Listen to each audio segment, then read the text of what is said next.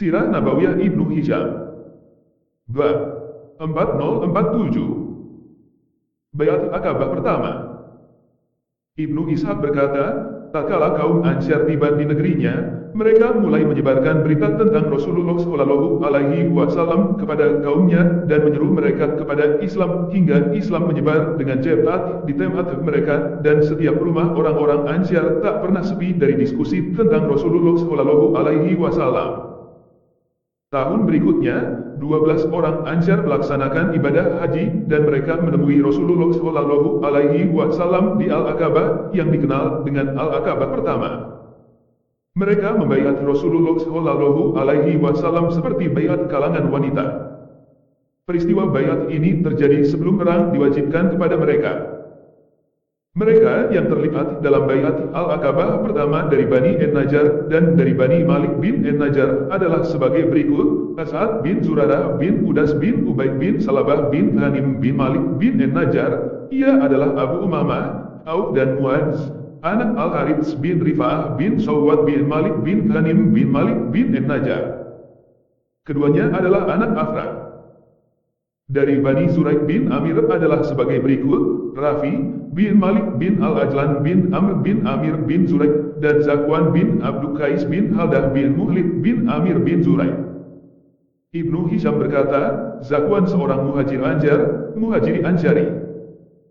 Dari Bani Auf bin Al-Khazraj, kemudian dari Bani Ghanim bin Auf bin Amr bin Auf bin Al-Khazraj adalah sebagai berikut: Ubadah bin As-Samit bin Qais bin Ahram bin Fihr bin Salabah bin Ghanim. Abu Abdurrahman yang tidak lain adalah Yazid bin Salabah bin Hazmah bin Ashram bin Amr bin Ammar dari Bani Gudzainah dari Bali, sekutu Bani Auf bin Al-Khazraj. Dari Bani Salim bin Auf bin Amr bin Auf bin Al-Khazraj, kemudian dari Bani Al-Ajlan bin Zaid bin Ghanim bin Salim hanya seorang, yakni Al-Abbas bin Ubadah bin Nadlah bin Malik bin Al-Ajlan. Dari Bani Salimah bin Sa'ad bin Ali bin Asad bin Saridah bin Razid bin Jusyam bin Al-Khazraj, kemudian dari Bani Haram bin Ka'ab bin Ghanim bin Ka'ab bin Salimah hanya seorang, yakni Ubah bin Amir bin Nabi bin Zaid bin Haram. Dari Bani Sawwad bin Ghanim bin Ka'ab bin Salimah hanya seorang, yakni Qutbah bin Amir bin Hadidah bin Amr bin Ghanim bin Sawwad.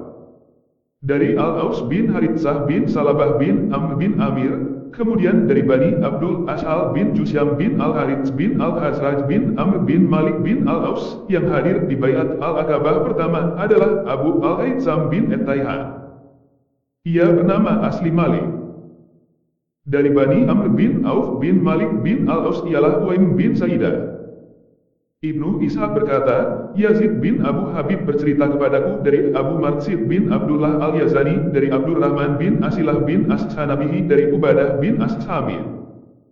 Ia berkata, saat baiat Aqabah pertama terjadi, jumlah kami saat itu adalah 12 orang laki-laki. Kami berbaiat kepada Rasulullah Shallallahu Alaihi Wasallam sebagaimana halnya kaum wanita, dan itu terjadi sebelum perang diwajibkan atas kami.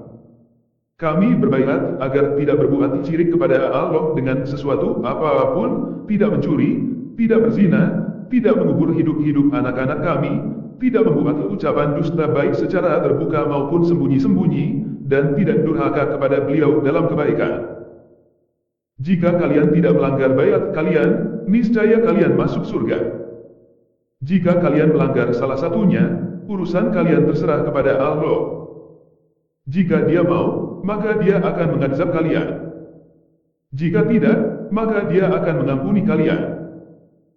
Ibnu Ishaq berkata, Ibnu Syihab Az-Zuhri bercerita kepadaku dari Aidzullah bin Abdullah Al-Qawlani Abu Idris bahwa Ubadah bin As-Samit berkata kepadanya, pada malam Aqabah pertama kami membaiat Rasulullah Shallallahu Alaihi Wasallam untuk mentauhidkannya, tidak mencuri, tidak berzina, tidak membunuh anak-anak kami, tidak membuat ucapan dusta baik di depan umum maupun sembunyi-sembunyi, dan tidak bermaksiat kepadanya dalam kebaikan. Nabi bersabda, jika kalian melaksanakannya, kalian mendapatkan surga. Jika kalian melanggar salah satu daripadanya, maka kalian dihukum sesuai dengan hukumannya di dunia, dan itu sebagai penebusnya.